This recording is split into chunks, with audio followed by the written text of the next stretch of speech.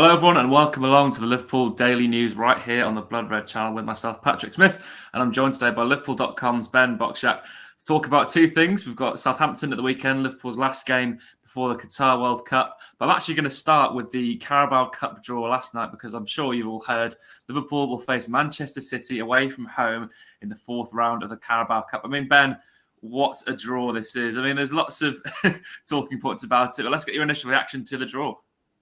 I mean, I saw loads of doom and gloom on social media when the draw was announced. People sort of lamenting the fact that, we got Real Madrid, like we got the worst possible draws. But I don't actually think it is. As we were talking off, like City, we've already beaten City twice this season, so we know what to do. And at the same time, if Liverpool do get eliminated, it's not the worst thing in the world. It is only the League Cup, and in such a heavily congested sort of fixture schedule already this season. I mean, we don't really know when this game is going to be played either. It's not the worst thing in the world if Liverpool don't make it through to the next round. I mean, that's the thing. The fixture scheduling is one that's raised a few eyebrows because the matches will be played between the 19th and the 22nd of December as things stand. I mean, they'll probably stick to that. Obviously, with the World Cup final being on the 18th, both clubs could have some players involved. It's going to be quite a turnaround, Ben, isn't it? Yeah, it's going to be interesting. I don't imagine the players who will be getting to the latter stages of the tournament will be involved. So it will also be a sort of Liverpool reserve Manchester City lineup. And that could be an advantage for Liverpool because, like we spoke about, City have a lot more players at the tournament. So there's a lot more chances of them advancing further into the latter stages of the Qatar World Cup. And then for Liverpool, there's a lot of players who will be staying at home and who will have an opportunity to have almost a second pre-season. And I'm sure those players could potentially be involved. I mean, as we mentioned there, the hand might be forced on team selection a bit with players going to the latter stages of the World Cup. Would you, regardless of that, have played a reserve side again? Because, Klopp and Leinders tend to play the sort of fringe players and young players in these League Cup games. Were it not to be so close to the World Cup, would you have played those same players or would you have gone stronger just because it's City?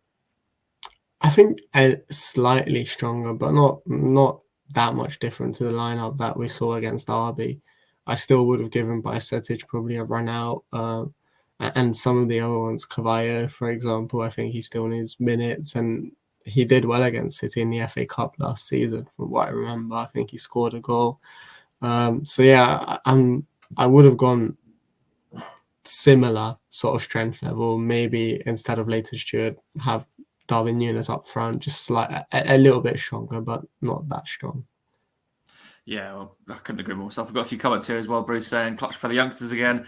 The number of games is ridiculous. I'd honestly sacrifice the cups for a top four finish. And Alistair saying, we don't need it. Let the OGs rest. Yeah, I think we're all in agreement there. I think the hand will be forced. Maybe it'll be Ben Doak shining again because Ben, he was so amazing against Derby, wasn't he? I mean, I think most Liverpool fans like myself are waiting for his next performance. Yeah, I mean, obviously we have to be cautious because he is just 16, but it was very exciting to see what he's done. And I think what I really liked is that's literally what he's been doing for the academy this season ever since he's arrived. So he's literally just carrying on what he's done in the academy and taking that onto a much bigger stage in the first team.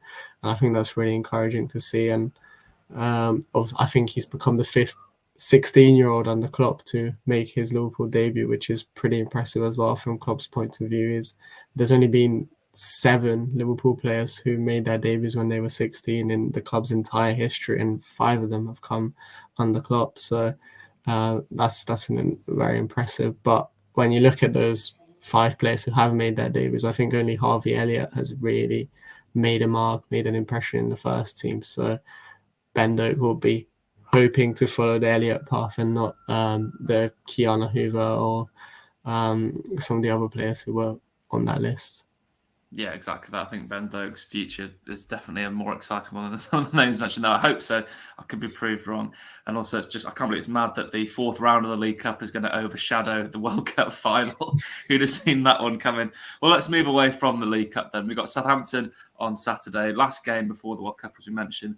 It's quite a big one, Ben, because winning that game carries a lot of momentum into the pre-season, into the games after the World Cup for Liverpool. Now, Southampton are in a bit of a bad spot, if I'm putting it lightly. Obviously, Hassan Hootel's gone. They've got Nathan Jones from Luton in. What can we expect from Southampton?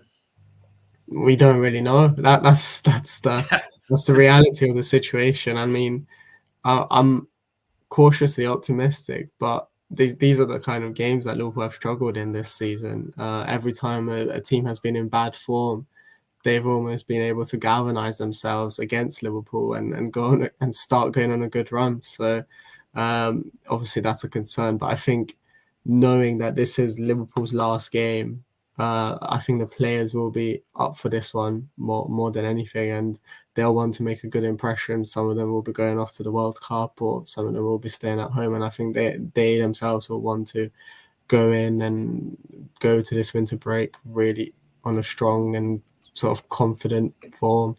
And I think the fact that it's at Anfield as well helps. I think the atmosphere is going to be really good as well.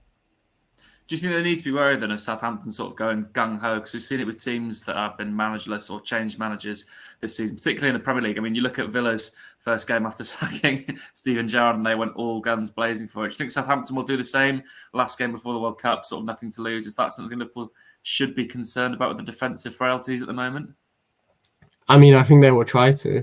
You can't blame them because there is precedence there this season. Liverpool have struggled against teams who have gone gung-ho.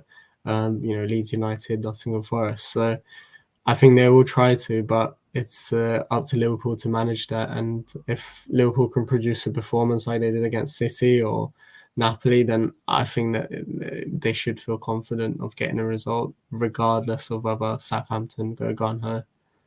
Yeah, couldn't agree more. It's going to be one of those games, I think, where it'll either be a nail-biting 4-3 win or Liverpool could just turn around and beat them 9-0 like they did with Bournemouth. But we'll leave it there, Ben. Thank you as well for everyone for watching along and joining us. A bit of a short one today, but we'll be back with you with plenty of content today on the Blood Red channel, including Jurgen Klopp's press conference and plenty of build-up to Liverpool against Southampton. And be sure to check out Liverpool.com for all the articles, including Ben's ahead of the match and, of course, the Liverpool Echo's WhatsApp website and social media channels. But from myself, Patrick Smith, and from Ben Bocsak, thank you very much for joining us on the Liverpool Daily News. We'll catch you next time.